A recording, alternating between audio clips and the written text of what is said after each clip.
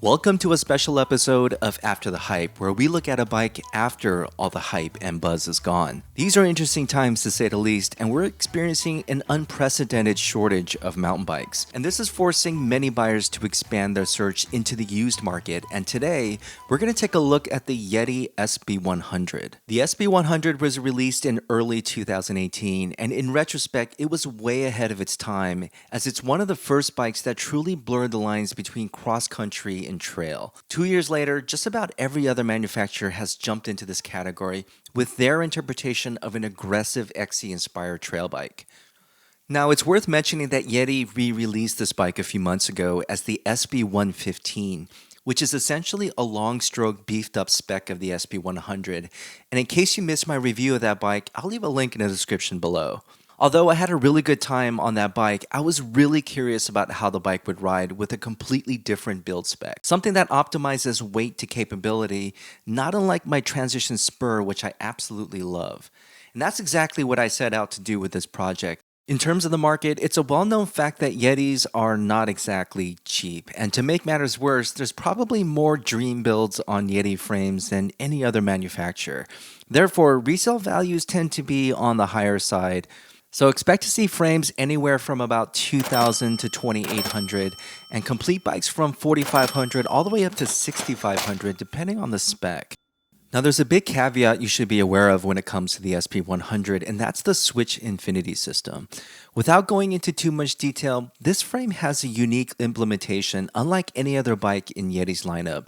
And over the past few years, the mounting hardware surrounding this translating pivot has seen several iterations in an attempt to keep it quiet and from coming loose. And why is this a big deal? Well, for one, if you're coming into this bike as a second owner, the original lifetime warranty doesn't apply to you. And second, you want to make sure that the frame is in good shape around this switch area and that the bike hasn't been ridden for prolonged periods of time without loose hardware. Therefore, this is one of those times where I suggest buying from somebody in person rather than online. Alright, enough talking. Let's take a moment to appreciate the final build.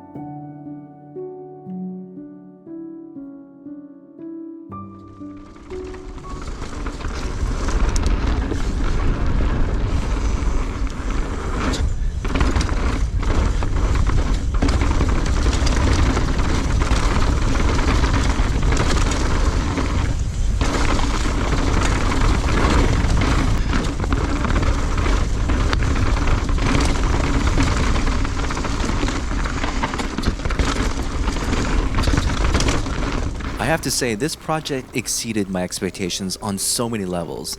Then again, maybe I shouldn't be surprised considering the tweaks I made to modernize it. Let's start with that Rockshox SID suspension, which is the same setup I have on my transition spur, which I really like. This new forking shock didn't exist when the SB100 came out, and they're purpose-built for these lightweight, aggressive, short travel bikes. So the suspension goes out of its way to be really supple on those small bumps, yet it's able to ramp up nicely on those bigger hits.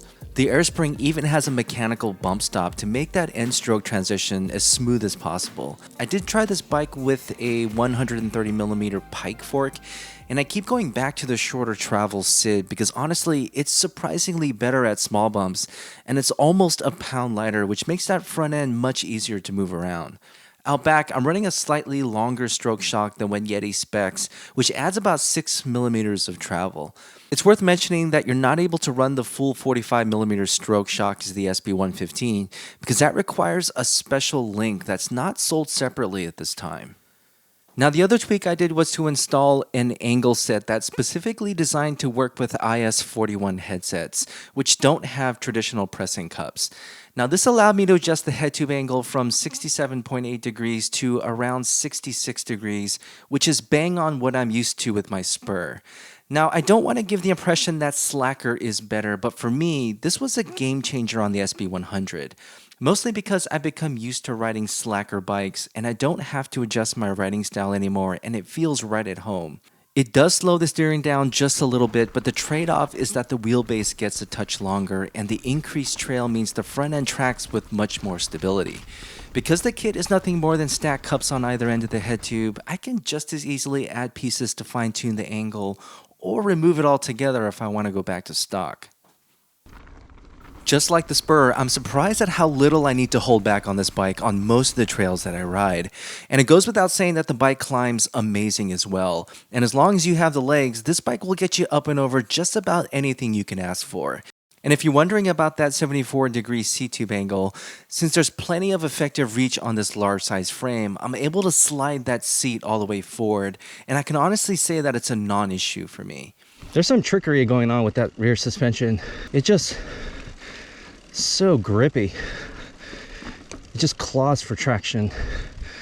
Unlike any other bike that I've ridden, very few times have I spun out on this bike. And the limiting factor is really how much power I can put down. In the end, I'm really impressed with just how spur-like this bike ended up being, to the point that I'm actually calling it my Yeti Spur 106. In my opinion, this bike maintains all of the things I loved about that SB100 almost 3 years ago, but adds just the right amount of new ingredients to make it just as good, if not better than anything that I've ridden lately. This project has exceeded my expectations. I didn't think this bike would be that good. I guess the summary here is the SB100, even 2 years later, continues to surprise me. I think with an infusion of some of the latest suspension technology, along with that angle set, really does breathe in some new life into this platform. It just goes to show the latest ain't always the greatest. There's some gems out there. Just go out and find them and make them your own. No bike is perfect, so what can be improved about the Yeti SB100? Well, a few things come to mind. I'm glad Yeti decided to include tube-in-tube cable routing when they designed this frame, but the way the cables pop out and back in on the bottom bracket area isn't the best because it exposes them to potential damage. Also, I noticed the internal dropper cable has a tendency to rattle inside the frame, which is something that I noticed on the SB115 as well. But thankfully, installing this rubber cable protector solved that for the most part. So should you buy the Yeti SB100? Well, yes and no. Clearly, I'm enamored with this bike, but as a used option, it's a tough one to recommend for everybody because it's sort of like an Italian sports car. While I'm hopeful the latest incarnation of the Switch hardware holds up long term, I'd say the ideal rider is somebody who's mechanically inclined and willing to put up with the additional maintenance this bike could incur. When taken care of, the Yeti SB100 is still an amazing bike that's every bit as relevant today, especially with those tweaks that I mentioned earlier. So there you have it. Hope you enjoyed this special project version of After the Hype. And remember, those trails don't get easier, you get better. We'll see you on the next one.